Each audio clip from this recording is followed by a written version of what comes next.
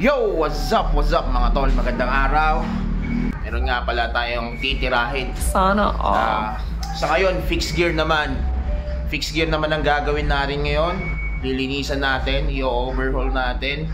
So, ang fixed gear na to ay yung Tsunami Sonda. Ito yung isa sa nilabas ng Tsunami bikes na steel frame para sa fixed gear. Ang materials niya is chromoly steel na Reynolds. Kulay titanium at parang classic ang datingan. Kita nyo naman ang putek, nagigitata at parang galing basakan. Animoy nakipagpatintero sa 16 na kalabaw sa St. Andrews Field, San Andres Bukid. Pero roromansahin natin yan. Bibigyan natin ng magandang ispikikay. At bago pa abutan ng tanghalian, binaklas ko na, wala nang sere-seremonyas.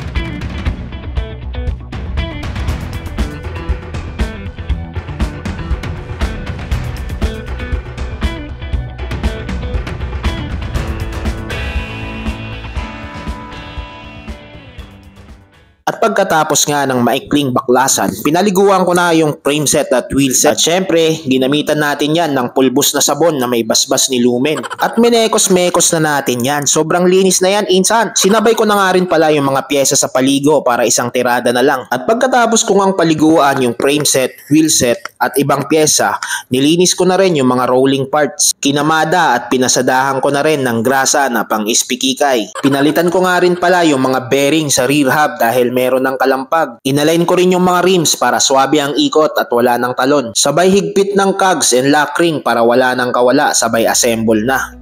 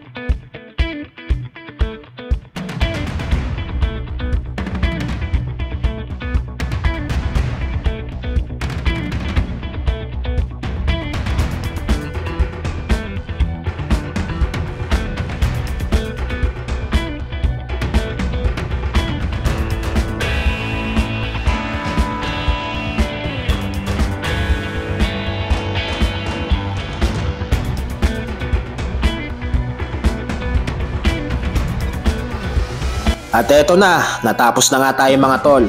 Eto na ang resulta ng overhaul, bike wash at linis ng mga pyesa. In good condition na ulit itong Tsunami Sonda na fixed gear. Swabe na at pwede na ulit pang harabas. So paano mga tol? Kita-kits na lang ulit sa susunod na kabanata. God bless and ride safe!